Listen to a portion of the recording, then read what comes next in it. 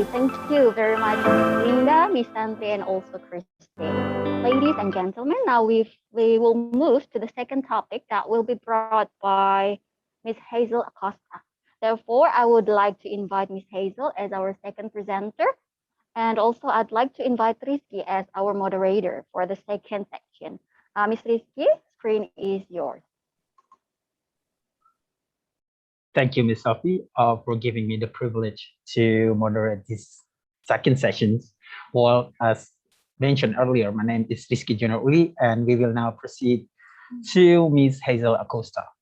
So, Ms. Hazel Acosta is an associate professor at the Universidad Nacional de Educación, or also known as National University of Education in Ecuador, and she facilitates classroom discussion in education and research courses.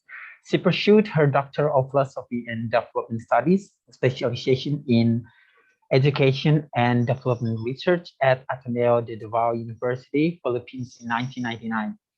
With over 17 years of experience as an educator at the college level, she performs remarkable work in the settings of education and research. In addition to her professional career background as a specialist in development research, she possesses an exceptional record in getting external funds for professional development programs. Her research interest involves language education approaches, ELT, and human development range. So, ladies and gentlemen, without any further ado, please welcome Ms. Hazel. Ms. Hazel, you may proceed. Good morning, everyone. Greetings from Ecuador. I'm so far. I lulled my baby to sleep like 3 hours ago, and I said, I have to wake up at 2 o'clock in the morning. So my phone alarm went off, and I said, it's time for me to wake up. So I'm like 2 oceans apart from you. I'm originally from the Philippines, but I've been living in Ecuador since 2010. I'm married to an Ecuadorian and I have one daughter. That's why I'm here in Ecuador, in South America. Lovely to see you. Lovely to see everybody here. Linda's presentation was fantastic.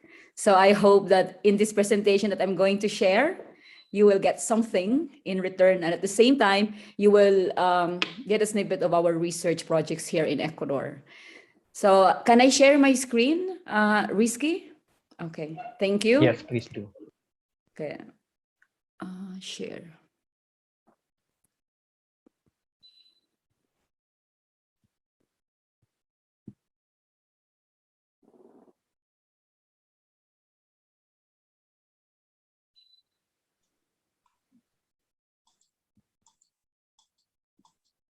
Can you see my screen? Yeah. Yes. Thank you. So I'm so far, very far, muy lejos in Spanish, no? Okay, so where am I from?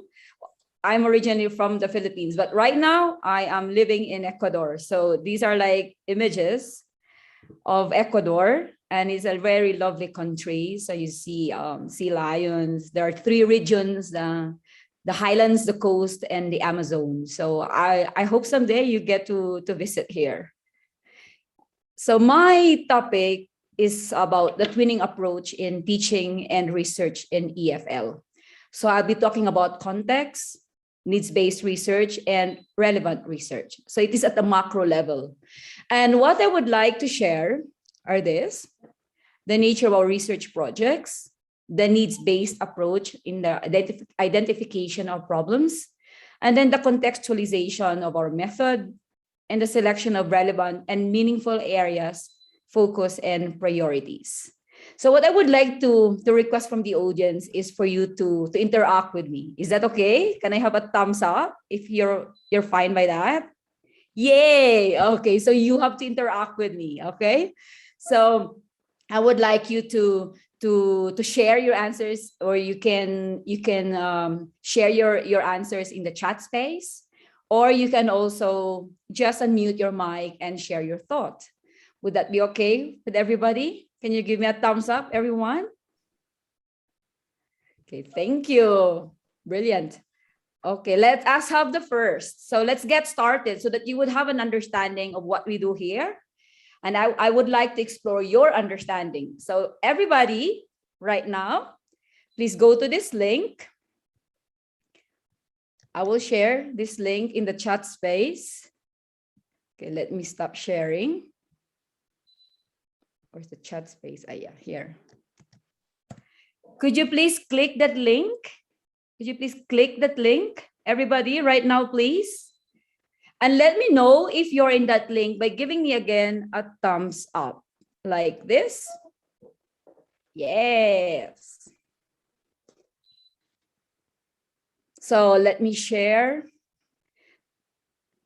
So in that link, there is a question there. The question is, are you in that link now or not yet? Yes, you are. Okay, good. So it says there, and I quote, it asked you, what word can you associate with ELT research? So any word that comes to your mind. So you can enter your answer twice, or you can have two answers. And then you just submit. That's it. Easy peasy lemon squeezy, right? Can you do that for me? You have 1 minute.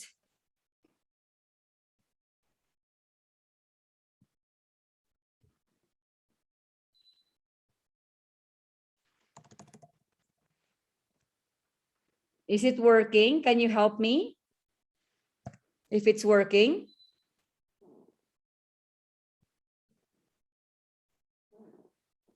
Tasya, is it working? Yes, it is? Okay, thank you. Oh, nice. 30 more seconds, please. I would like to know what your understanding is because you are English majors. You're into English teaching. And I believe you're also into English researching. So we would like to know what you have in mind. So a few more seconds left, please, everybody. And I will share the screen. What about the others? We have like 20 seconds left. Interesting. Okay, time is up. Count of 10, 10, 9, 8, 7, 6, 5, 4, 3, 2, 1. Ding. Okay, let me share my screen. Share. Okay, okay. So here are the words that are very, very important. So you said, can somebody read for me? Any volunteer? I can do that. Thank you. Yes. Okay, Ricky. Yeah. Select 5 words. This is the task. Select 5 words that for you are very important or they're dominant in the screen. Thank you. All right. So engage, building knowledge, collaboration, active, cooperation, and integrated. Sorry, that was 6. Integrated. Yeah. Integrated. So let's take note of those 5 words that Risky mentioned and that Risky read. Okay. So let's see if these things, if these words that you shared with me are similar with how we see ELT in Ecuador. Okay. Let me continue with my presentation.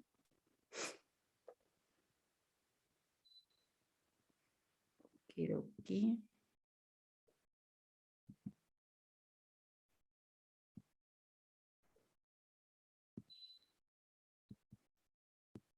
So those are the words that came out: integrated, task, building, concepts, and all.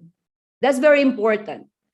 So what is ELT research in our context, especially here in Ecuador and in the southern part of the country? Now, what I will ask you to do is this, okay? It's a second activity. I will flash or I will project the title of a research project. And you have a task, so you're not just going to listen to me, you're going to write, you have to key in.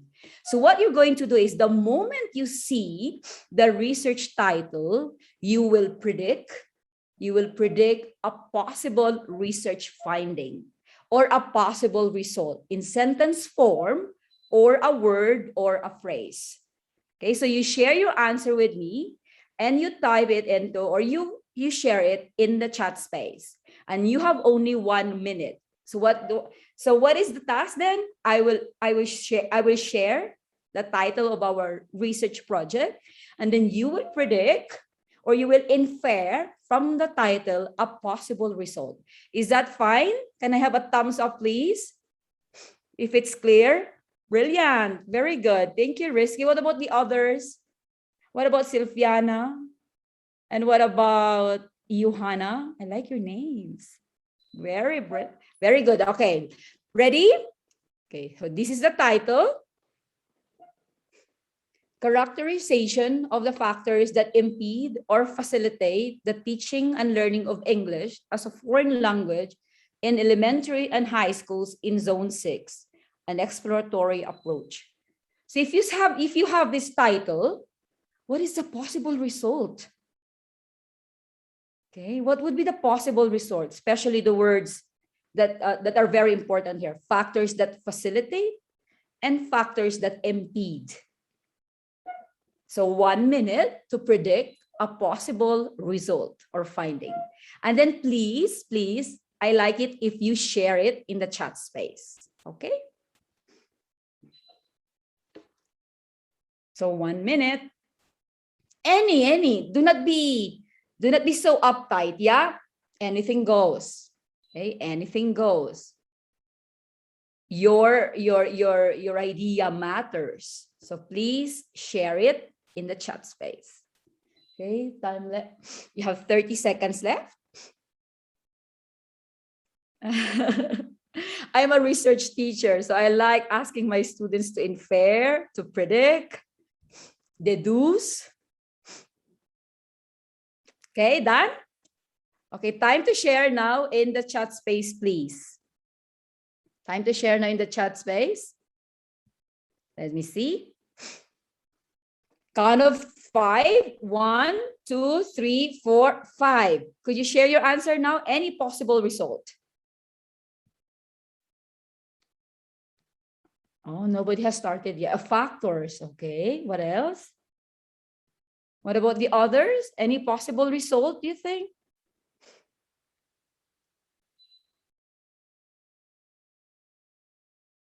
Don't be shy. Problems. Problems, factors that impede, problems that impede, teacher-related, learner-related, materials-related factors, 3 elements, right? That really influence the teaching and learning process. What else? 10 more seconds. Don't be shy. Don't be shy. Thank you, Linda. Media. Challenges, teaching and learning. Any other factors that impede or facilitate? Okay, let me share what the results are. Motivation, opportunities. Thank you. Let me share my screen. Thank you for your participation. Very good. Awesome. Now, this study, the title is this one. We would like to find out, what are these factors that really facilitate the teaching of English in Ecuadorian public schools. English is taught as a foreign language in Ecuador. I don't know in Indonesia. I'm not really sure. Is it a foreign language or a second language? In Ecuador, it is taught as a foreign language. It is a mandate with the government that every child has to learn English starting at year 2 up to the senior high school level. And in the university, you cannot graduate if you don't have at least a B1 level in your English proficiency. But then the problem is that even though it is mandated by law that every child has to learn English, not everybody learns English. So we would like to find out what are these factors that facilitate and what are these factors that impede. So to have a very focused study, we only selected 3 provinces in the entire country. And these are the provinces, Morona, Santiago, Cañar, and Azuay. They constitute Zone 6. This is the entire country. We would like to focus on these 3 provinces so that whatever finding we would get, we can have another type of study in the other provinces. But first, we have to perfect it. So that's what we did. So I don't know if this resonates with you. Are there factors that facilitate the teaching of English in your schools? Are there factors that impede? Because there are here. So let us find out. So the idea is that when the government released the policy that every child has to learn English in Ecuador, the policy has to be at equal footing with what the reality is. That is the ideal. That was our assumption. That was our idea, that policy should be in direct relation with reality. So you formulate a policy based on the reality that you see. For example, here, the proficiency level of most students who graduate from high school is not that high. They graduate, but when they go to the university, some of them really do not have a B1 level. And then they are taught again English. And then after 4 years, that B1 level sometimes remains B1 and not B2. So what is the reality and what is the policy? So there was a policy. It was mandatory for everybody to learn English. I don't know in Indonesia, maybe you can share later. And then there were new pedagogical approaches which were introduced in 2016, such as the use of communicative language teaching, project-based teaching, CLIL, which is very popular here. So there are 3 approaches that were really privileged by the government. And there was also what we call a curricular approach in planning. We plan here in themes. It's thematic planning, thematic teaching. So there were a lot of changes in 2016.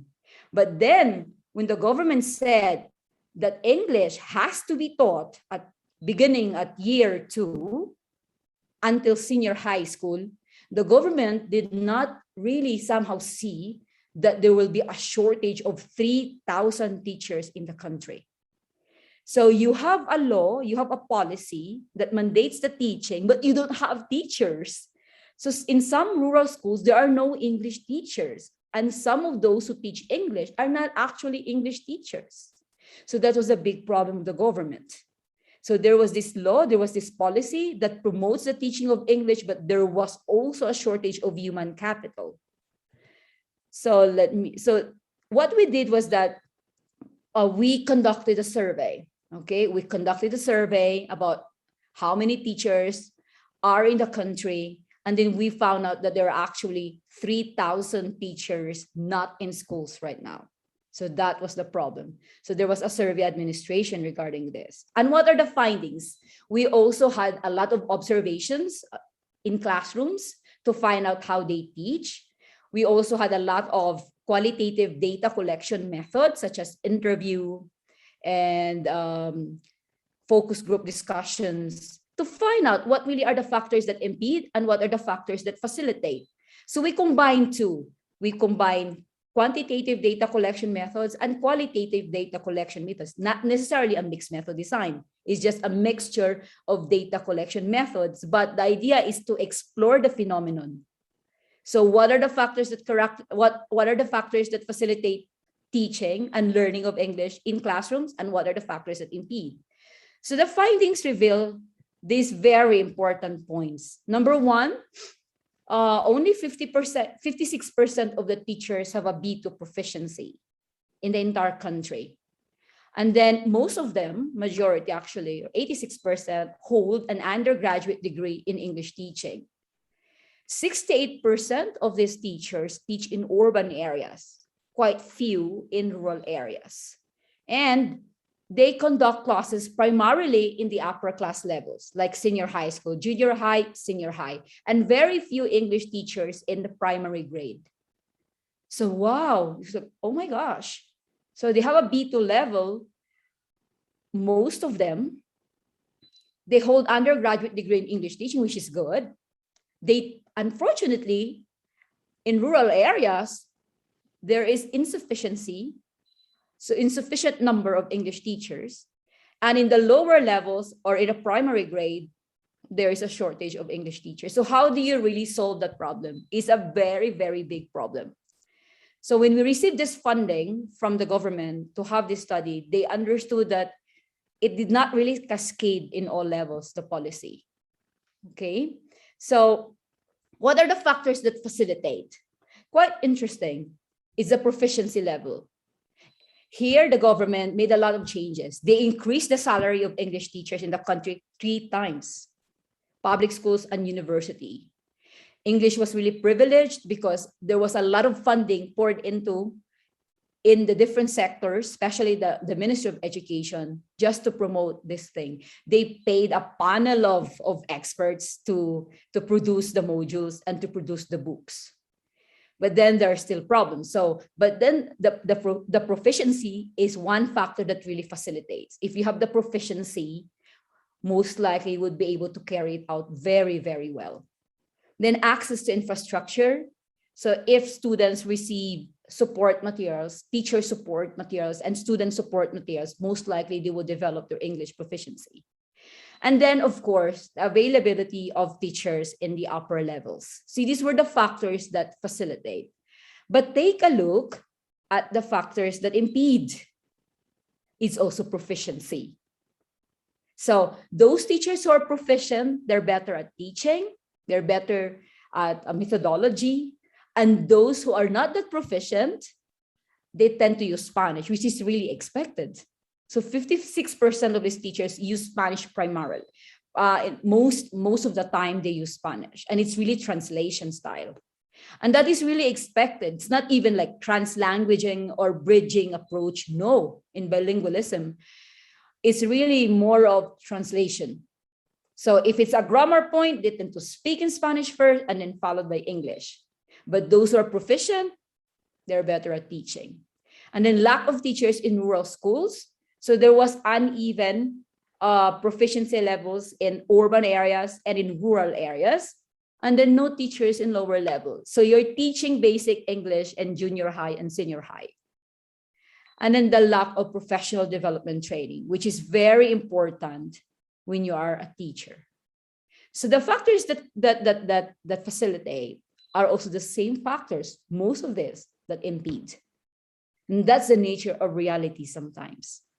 So, and that is a challenge to a lot of EFL teachers, like EFL teachers in Ecuador, or like EFL teachers in some countries in Asia.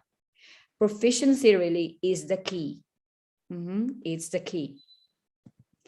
So what we did is we come up with a framework. So we had an inventory of all these factors that facilitate and impede. We had a needs assessment of teachers, what they need professionally to develop themselves. What is their pedagogical readiness? Do they really know communicative language teaching? Because there are so many misconceptions about it. Do they understand CLIL? It's quite tough to do CLIL. Do they really understand CLIL? Do they really understand what is communicative teaching, the difference between communication and interaction? And then what kind of approach would it be? From the top level or from the bottom level? From teachers and students, then to the Ministry of Education, in order to have an effective and sustainable curriculum implementation efforts. So these were the things that came out in our first study, which covered the 3 provinces. Okay. So we wanted to find out really the factors that facilitate and the factors that impede so that we can respond, because I come from the university. And I need to reach out to the in-service sector so that we would be able to train our pre-service teachers well, so that when they graduate after 4 years, they will be able to teach well when they are in the field. So there is a twinning approach of teaching and researching pre-service, like your university, and in-service sector. Okay. So this is the response to the findings. So when we had these problems here, the ones I just showed, our response, what would be our response? This is a big problem in the entire country. Let me see my time. It's a big problem in the country. What would be our response as a university, as a network of universities to help English teachers? We form a teachers network. Okay, it's like a club, but it's bigger than that. So I composed a proposal. I prepared a proposal, which I submitted to the US State Department for funding. It was a competition. 1,056 projects were submitted globally. And then out of these 1,056 project submissions, 2 projects from Ecuador were funded by the US Department of State. And one of those projects is ours. So our project's title is In EFL Teachers Network, the formation of a teachers network. Specifically, the title is building inclusive EFL teacher training networks. So we received like 23,500, let me see mine, $23,158 for 1 year. So when you are in the research area, funding is very important. And the way to get funding, at least from my end, is for me to continuously write research proposals for funding. That is a requirement. And that is expected of me and my other colleagues in the department. So we won this award and we were given a year-long funded project. So we formed a teachers network. Okay. This was our logo. It was funded by the US Department of State. So now, what would then the focus of our network? What is this network all about? So here, another activity, activity 3. So this is my question. Why would a teachers network be a response to the findings of the study? The first study, remember? The first study that I showed and I presented. Why is it that our teachers network would be a response? So the same task for 1 minute, kindly share your thought. Why would be a network be our response to the research project that we just finished, which is the characterization of factors that impede or facilitate? Why would a network be a response? I would like to know your thoughts. So I'll give you a minute to type or to share your answer in the chat space, okay? Please don't be shy. I would like to learn from you. So I would like to know also your thoughts. Okay, let me stop sharing so I can see your answers in the chat space. And later I will respond to your question. So now, why is it that our response to the problem, to the findings of the study, was the formation of a network? This was in 2017. The project, the research project was in 2016, and this network was founded in 2017. So why would a network be a response? Could you please share your answer now? Thank you.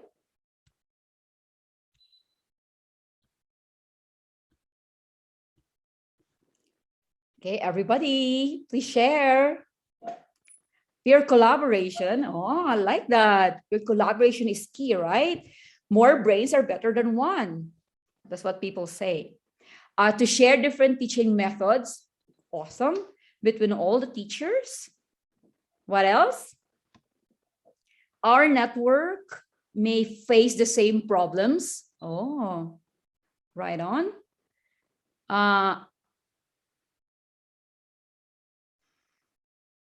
Question by Agustinos. How did we know that they use Spanish? We observed their classes. We observed their classes. So that's how we found out that they use Spanish. And there was also recording with informed consent. Peer consultation. Okay, 20 more seconds. Why would a network be a response? The teacher's response can be a major answer to solve the research questions. Correct. Yes, definitely. Any other answer? Why a network would be our response? So we have the problems: proficiency, pedagogical approaches, limitations, constraints, infrastructure, identification of more problems. Right. Okay, time is up. So let me share. So why is it that the network was the answer? Okay, let me share my screen. Okay, So in this network, what we did is we provided a professional development training, which was based on the findings of the first project. It was more of pedagogical approaches combined with proficiency techniques and approaches that are really contextualized to the Ecuadorian situation. Then there was so it was like this. We had a week-long training at the university. We created 12 modules that were divided into 3: productive skills, receptive skills, and pedagogical skills modules. So 3 sets of modules, 12 all in all. We had 12 trainers and a week-long training in these 3 sets: productive skills, receptive skills, and pedagogical skills. It was an intensive pedagogical training at the university. We had an open call in the entire country, and then teachers came, they were selected, there were requirements, then they came to the university, They were housed in a hotel near the university, and there was a week-long training with my colleagues at the department. After that week-long training, they were asked and requested to replicate the training they received to the different districts, because schools here are like grouped into districts, are categorized into districts. So when they received the training after 1 week, they went back to their schools, they went back to their cities, they went back to their provinces, and there they formed their own group. So there were 3 from each district. When they went back to their district, they formed their own group, and they invited 20 more teachers who would be their participants. So there was massive replication in the different districts in the region. So you see, there was replication. And during the replication process, these teachers are invited, are encouraged to modify the modules, because it depends on their context, as long as they retain or maintain some of the pedagogical things that they've learned. But they were really, really encouraged to modify the modules. So these teachers became trainers. So sometimes when we train teachers, they just receive and receive and receive and receive. They never become trainers themselves. So we believe that since they know the reality in their classrooms, if they receive an input from us, they are the best trainers to train their colleagues. So it was like that. There was replication in different districts.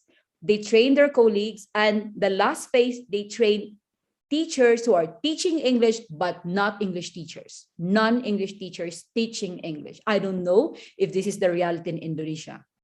So after the replication training, all those teachers that they've trained, we formed that network of 365 teachers plus faculty or professors at the university. So that was really the network. Okay. So it was more of sharing. So every week in that network, we have a website. We would share information from American English Live, from the British Council, for example, a lot of materials, and from the modules that we made, that we prepared and that we wrote. They had a lot of modifications there, and we welcome it. And that was how the replication went in all provinces that were included in the project. And one of the products, or one of the results of this network, is the release of a methods book, a strategies book, promoting engaged teaching, developing active learning, which I spearheaded as well. And this was published in 2019. So in this strategies book are used by teachers as a supplement. And then whenever they modify it, they get back to us, and then we insert, then we modify again, and we enrich it. So this is one of the products of 2 projects, the characterization project, then the formation of the network.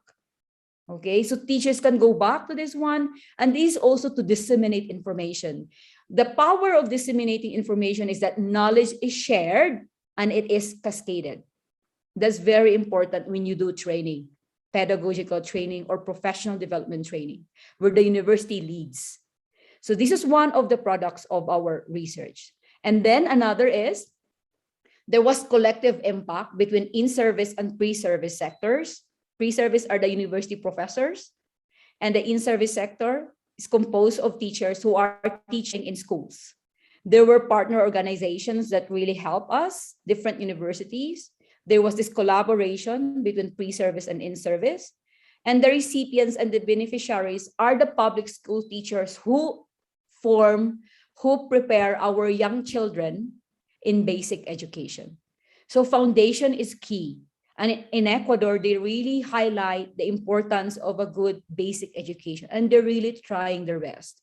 And they see English, there is certain value in English here, that if you know English, if you can speak, you can read, you can listen well to somebody speaking in English, it's a globalizing tool that opens a lot of opportunities to you. So that's how they see it. So this was what the project wanted to accomplish. The last activity, okay, the last activity. So we have a network, yeah, we had a research project. We did a lot of survey there, a lot of observations, a lot of FGD. Then in order to respond to the problem pedagogically, and of course the proficiency limitations of teachers, we form a network where they can always communicate. Now you have the network, correct? You have the network. Just visualize it. We have the network. What do you think is the way forward after the formation of the teachers network? You have the network. What then is the best way forward? What would be the next step?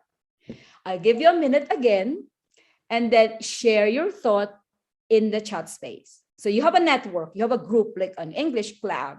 So what's next? What's next after that? What will be the best way to go forward?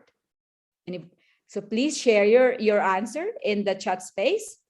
I'll give you 1 minute to do that. Okay, everybody, please, I would like to learn from you. So what will be the next step? You have a network. What will be the next step? So I am pretty sure you have networks in Indonesia, right? Expanding the network even wider. Awesome. Yes. You're here, then you better expand, right? What else? Use the network to improve teachers' quality. Can be very sustainable, right? If you do that. Thank you, Santri. Any other thought? Any other idea? 30 more seconds. Share your thought. I always ask my students to really in the age of pandemic, right? Sometimes you don't know, okay, where are my students? Hello, I'm like Dora the Explorer. I always tell them that, but then they respond. So that's very important, especially when you're teaching English, right? Any other thought? Contribute to teachers' development, intervention in wider areas. Yeah, thank you, Linda. So you have to really make that intervention visible, not just in your not just in your province, but at the same time in other areas. Thank you, Linda. What else? Any other idea? Any other idea?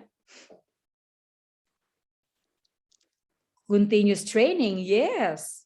You should not stop, right? Okay, time is up. Let me share my screen. To improve teaching methods and assist in finding solutions in a wider environment. So that's the best way forward. To study more effectively, okay? Increase the collaboration between the teachers in each region. Very good. Now let's see what we did. So we had the network. What did we do after? So figure out the solutions to the existing problems because yeah, they're chronic. So let me share my screen. So what we did is we formed this one. We form a bigger network. Okay, we form a bigger network and it's called Leadership in English and Research Network. So it's Leadership in English and Research Network. So I wrote again a proposal together with my two colleagues. And this proposal is more of research, is a research-oriented proposal. So we envision that since we have in-service teachers who really trust us and we trust them and we really want to collaborate with them, but in a very sustainable manner, we need to create a network that incorporates the two sectors. But there has to be these two things, three things, research, teaching, and then the other one is training. So this is funded also for 3 years. And we receive a lot of money for this, like $128,000 from 3 important organizations, including the State Department. So this is our plan, and it started last year. So we would like to do research, especially the university professors, anything relevant and significant in ELT, especially in EFL, because English is taught here as a foreign language. And whatever we see, whatever we gather from the ground, from the field, in schools, in classrooms, that's where we get the training input. That's where we get the training input. That's why it is contextualized and it's needs-based. That's where we get the input. Most training sometimes they are from here. They are visualized, they are cooked up by people who believe they know the context, but actually it can be a perfect training model, it can be a perfect training input, but if it is not related or based on the needs of the teachers in schools, sometimes it may not really work out. And that's based on my experience. So our training input is based on the needs of teachers, based on research activities that we're doing. And then the training is facilitated by university professors. And who do we train? The in-service teachers.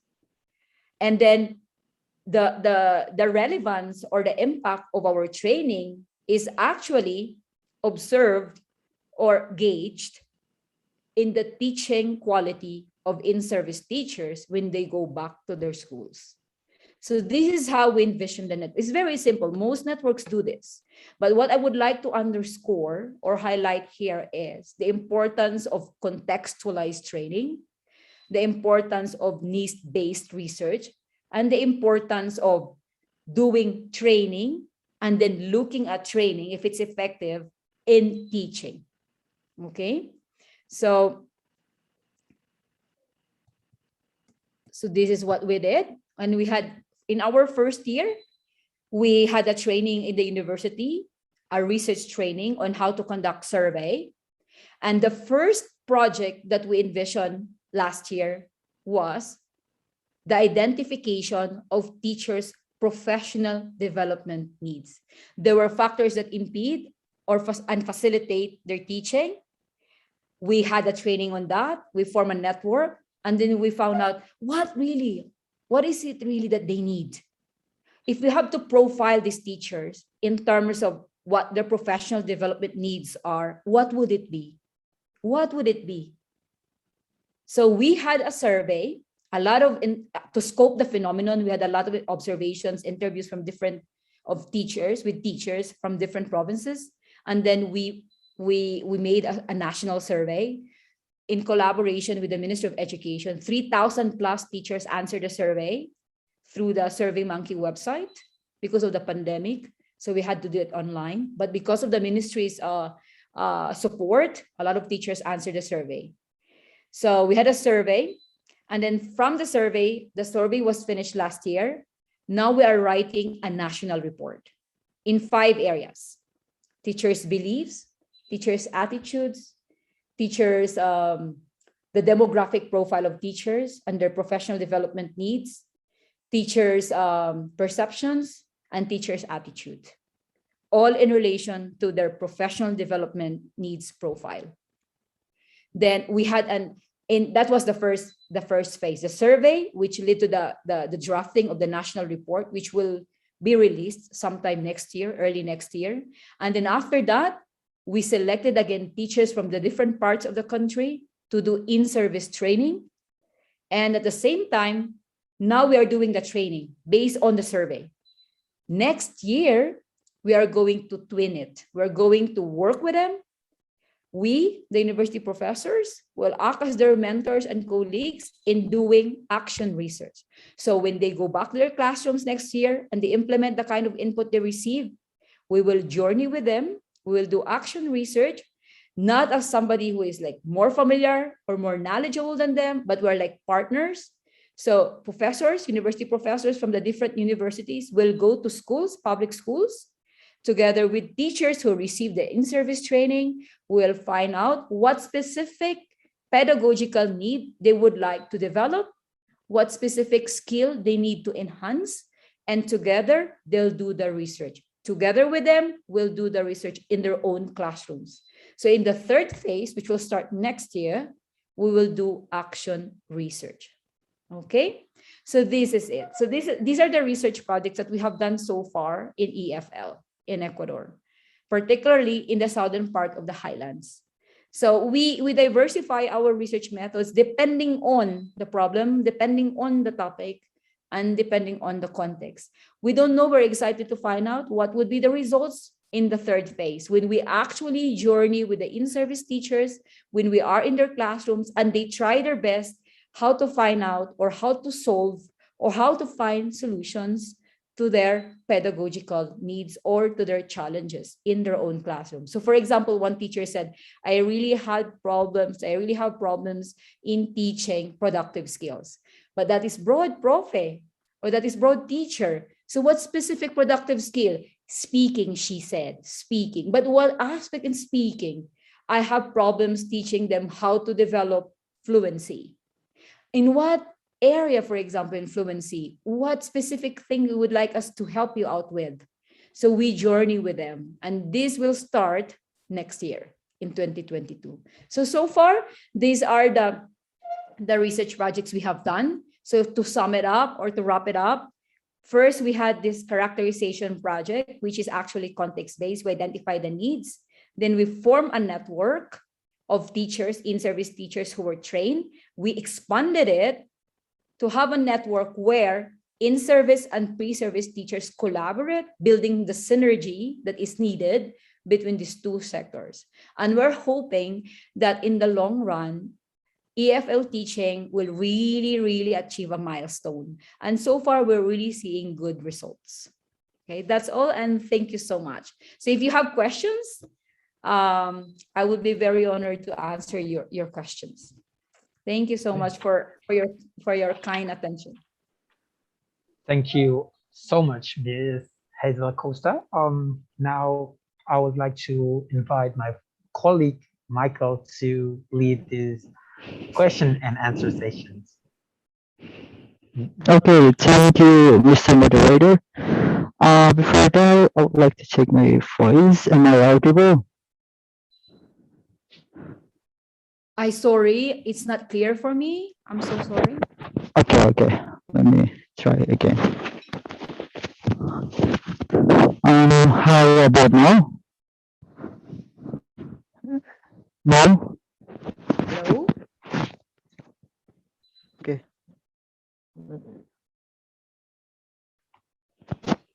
Hello? Chase, once Yeah. again? Okay, Yes. thank you. For the honorable speakers and all the audiences, we just listened to Ms. Hazel Acosta's presentation. And for all the important information that Ms. Hazel shared with us, I believe it's going to be very useful for us as we all here mostly associate in education field. For a brief introduction, I'm Michael from the committee, and I would like to guide you in this Q&A session. And I'm going to read you the questions given by the participants in the chat box. And Ms. Hazel, you may answer the question right after that. So without further ado, let's come to the first question. So the first question comes from Dr. Santri Chahimo. The question is, how effective do you think the survey is to overcome the problems? Do you think CPD plays a great role in improving the quality of EFL teaching and learning? By the way, the condition you previously mentioned is more or less similar to that in Indonesia, especially in rural schools. Thank you. Okay. Yes, I believe that CPD is very powerful, and it is really a very important tool in helping teachers get updated with their skills, and at the same time to find out what is the latest in the field. Without CPD or without continuous professional development, teachers will really be at a loss, especially if there are new pedagogical approaches that are mandated by the law, or maybe there are new trends in teaching. So when you, as they say, when you're a teacher, you don't really stop. I mean, you continue to learn. It's lifelong learning, as they call it. So you don't really stop from finding out new things. And it is through professional development that you get better. Just like professors in the university, we always want to learn. We always want to engage ourselves in professional development training. The same with in-service teachers. So the power that it gives you is that it improves your skills. Like you get more, you benefit from every input that you receive. And the second is that if you receive an input, you get to share it with your colleagues. And it's like a paid forward thing that really has a ripple effect to whoever you share it with. So that's, I think, the importance of CPD, especially in the education sector. Okay, thank you, Ms. Hazel, for your answer. Now we jump to the second question. The second question comes from Dr. Agustino Samion. The question is, how do you know the reality of the ELT in the field? And how did you know the teachers use Spanish in the classroom rather than English? If you or the researcher use survey to get the data. Yeah, I saw that question. So there were three ways that we did to be able to find out the kind of teaching they do in classrooms. So we had first phase, we had classroom observations because we collaborate closely with public schools in Ecuador. For example, we have um, we have memorandum of understanding with them. We have agreements with them. Our students go to schools for their practice teaching, or what we call practicum. So when we had the informed consent and we had the we our plan was approved by the ministry, we were given the chance to observe classes, and that's how we saw how teaching is done. At the same time, not just observation, we also interview a lot of teachers, and we did FGDs, or focus group discussions. We also did a lot of literature review, and in scoping, we had a lot of scoping activities. That's very important when you want to find out what's in the field. You need to scope. You need to have scoping activities. What is the policy out there? What are the practices in place? So you need to do scoping activities if you want to understand the context. So that's the thing. So we did a lot of scoping activities, namely engaging with teachers in the classroom, conducting observations, facilitating interviews and FGDs. And out of this data, we processed those data, and we were able to come up with very important items that we use in the survey. So it was like a sequential approach. So we first scoped the phenomenon. We did a lot of scoping activities. And then when we found out what the salient points are, then we were able to come up or produce the instrument, the tool, which is a survey questionnaire. We went through all the stages in making the survey, because it's not really easy to make a survey. So you had to do a lot of piloting. And when we're done with the piloting phase, then we administered it. That was how we learn about the context. And of course, what I just underscored and emphasized a while ago, we work closely with in-service teachers. So we send our practicum students or student teachers to their schools. And then we also visit schools as part of our supervision work. And that's how we found out about the context. So I hope that answers the question. Okay, thank you, Ms. Hazel, for your response. Now we come to the last question. So the last question comes from Miss Linda Rubidara. And okay, I'm going to read the question. In reference to teacher professional development, many of English teachers in Indonesia might not see this as an issue or priority. This is probably because they think that they will be teaching the same subject or topic throughout his or her teaching career. What would you suggest on this? The same here, actually.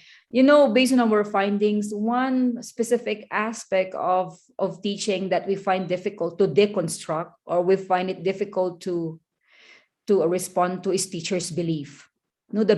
Our belief sometimes is so difficult to deconstruct. It's so difficult to get rid of it sometimes. So the belief that I don't need it anyway, I teach the same English every year.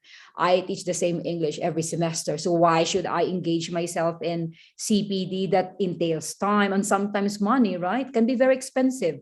So why should I invest? The question is that the context change. We will not have the same students always, right? Look at the pandemic. It has changed everything. It's a game changer. That's why we have to adapt. Contexts do not remain constant. And the only constant in this world is change. Context change. We have different kinds of students.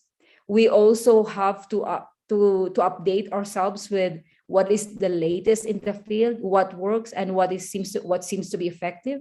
So if you have that notion that I don't need it, well, I think based on what I believe and what I think, is that we need it, because we are not fossilized beings. We're not in a museums. We evolve, we change, we adopt. When the pandemic hit us, the first thing that came to my mind is, how am I going to teach virtually? Oh my gosh. I'm not into virtual teaching. I have never taught online teaching. And suddenly the government said lockdown. I don't know, in Indonesia, I think you had a lockdown, right? We had a lockdown here last year, March. And then they said, our teaching would be now in the computer, but it's not distance education because it's different. It's not also blended. It's just that we're not in our classrooms. Instead, we are teaching through our laptops. I said, but how am I going to do that? So right away, we try to find out how we can improve ourselves in the use of ICT tools, what kind of approach would really be very okay, and then how do we respond to this passivity in virtual sessions during synchronous sessions or maybe asynchronous sessions. So without CPD or without this kind of response that you need to really change your way of teaching, maybe teaching during the pandemic is really, really bad. And I believe it shouldn't be because we need to adapt. So it's really very important that teachers engage themselves and participate in professional development trainings. And as a university, it's also our obligation to respond to these needs because we produce the student teachers who will end up, who will become teachers in the area, in the field. So I see that the synergy has to be established and has to be strengthened. So yeah, I believe that you need to really go through training, and it's not because it wastes your time, but no, you learn a lot. You will learn a lot. I love training. I love talking, and whenever I train teachers, I always see that they develop a profound insight of what they got from training, and if they are able to implement that at the classroom level, who would really benefit is the end users. And who are the end users? The students. And that is our concern, right? Our priority is our student, the children, the senior high school students, the primary graders, for example. They are the end users. So as teachers, we have that responsibility to give our best and to learn more. And if there are ways by which we can improve ourselves, why not? Okay, I hope that I hope that answers the question. Okay. Thank you for your responding, Miss Hazel. Well, I'm sorry, Miss Hazel, because the previous question wasn't the last question because we just got another question here from the participants, and it comes from Miss Lenny Amelia Swick, and I'm going to read you this question, and this question will become your very last question in the session. So the question is, I'm sorry, Miss Lenny said that I'm interested in exploring more about your research. It is an extensive research and has great impacts on education in your country. Would you advise me on how to access your research report or journal article? Thank you. Of course, I will give you the links. I will share it with Santri. Okay, I will give it with I share it to Santri, and I'll give her the links because they can be downloaded, and I will also share the articles that we published. Yes, no problem. The pleasure is all mine. Okay, thank you very much, Ms. Hazel Acosta, for your wonderful presentation. And we really appreciate for your participation in this Q&A session. Again, thank you, Ms. Hazel. Now, I give it back to the moderator, Reski. You may proceed to the next session. Thank you. All right. Hi. So thank you so much, Michael. And thank you so much, Ms. Hazel. It was a really interesting presentations, and we are all extremely honored to hear your lecture. And one last request, please stay until the end of today's program because we would love and humble to hear your closing statement. And now I give back to Ms. Selvi. Thank you. Once again, thank you very much, Miss Hazel, and also thanks to Rizky and Michael.